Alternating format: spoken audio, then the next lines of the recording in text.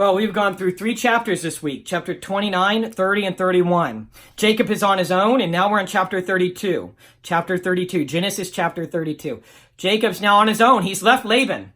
You know, he came to Laban, as I said at the end of yesterday's devotion, he came to Laban with no children, no wives, no possessions, and now he's got lots of possessions, 2 wives, and he's also had children through their handmaids, and now he's on his own again. And he's been there 20 years, so he's now 20 years older, by the way.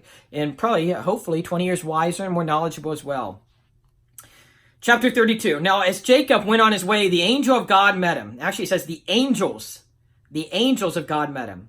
Jacob said when he saw them, "This is God's camp." So he named that place Mahanaim. Then, and Mahanaim literally means, I think I can tell you, literally means 2 camps or 2 companies. It just means 2 companies. Verse 3. Then Jacob sent messengers before him to his brother Esau in the land of Seir, the country of Edom. So he's going to try to reconcile with Esau, it appears. Verse 4. He also commanded them, saying, "Thus you shall say to my lord Esau, thus says your servant Jacob, I have sojourned with Laban and stayed until now." Sojourn just means stayed as a stranger.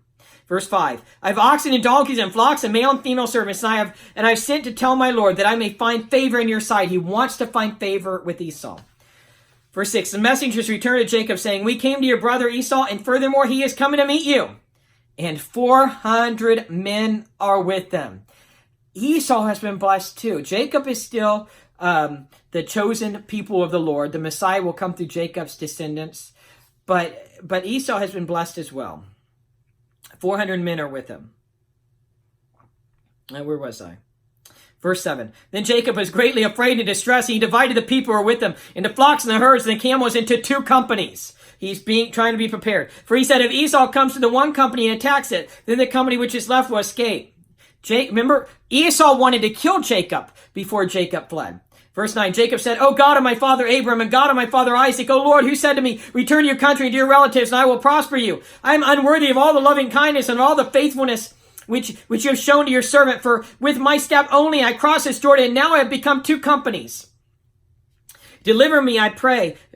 Jacob is praying to the Lord. Verse 11, "Deliver me, I pray, from the hand of my brother, from the hand of Esau, for I fear him, and that he will come and attack me, and the mothers with the children. For you said, I will surely prosper you, and make your descendants as the sand of the sea, which is too great to be numbered." He's going back to that covenant the Lord made with him, and saying that he's going to be prospered. Verse 13. "So he spent the night there. Then he selected from what he had with him a present for his brother Esau.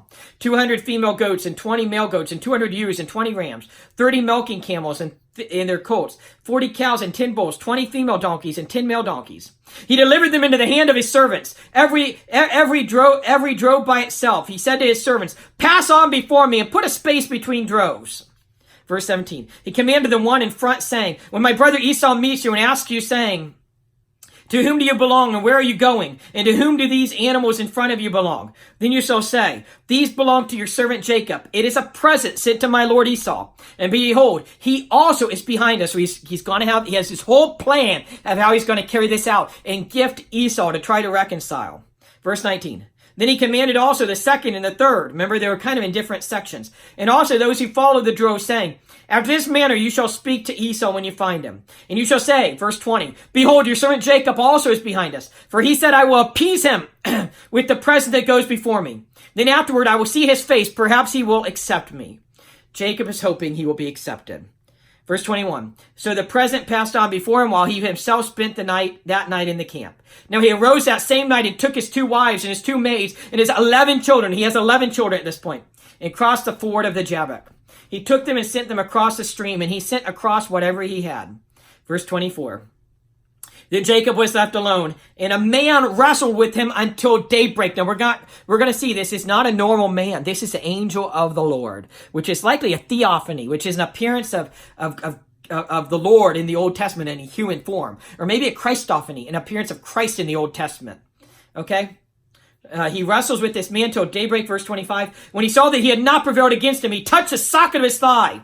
The angel of the Lord touched the socket of his thigh. So the socket of Jacob's thigh was dislocated while he wrestled with him. Then he said, "Let me go, for the dawn is breaking." But he said, "I will not let you go unless you bless me." Jacob is being persistent. "I will not let you go unless you bless me." Verse 27. "So he said to him, what is your name?" And he said, "Jacob." Verse 28, he said, your name shall no longer be Jacob, but Israel, for you have striven with God and with men and have prevailed. So now Jacob's name is changed to Israel, and his name Israel will be to match the covenant. And Israel means he who strives with God, or God strives. Literally, he who strives with God, or God strives. Verse 29, then Jacob asked him and said, please tell me your name. But he said, why is it that you ask my name? And he blessed him there. Jacob is now blessed by the Lord. Verse 30, so Jacob named the place Peniel, for he said, I've seen God face to face, yet my life has been preserved. Peniel means the face of God, literally the face of God. Verse 31, now the sun rose upon him just as he crossed over Peniel, and he was limping on his thigh because the angel of the Lord had touched him. Verse 32, therefore, to this day, the sons of Israel do not eat the sinew of the hip, which is on the socket of the thigh, because he touched the socket of Jacob's thigh and the sinew of the hip.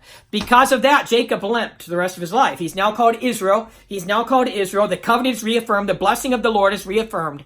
And by the way, remember, Moses is writing this prior to taking the people into the promised land. Moses is educating the Israelite people on the covenants the Lord made with Abraham, Isaac, and now Jacob. Moses is educating them on how their name got called Israel. Moses is educating them on the locations, and Moses is encouraging them that the Lord is faithful. They can trust him. We'll stop there for today. Have a good Thursday. God bless.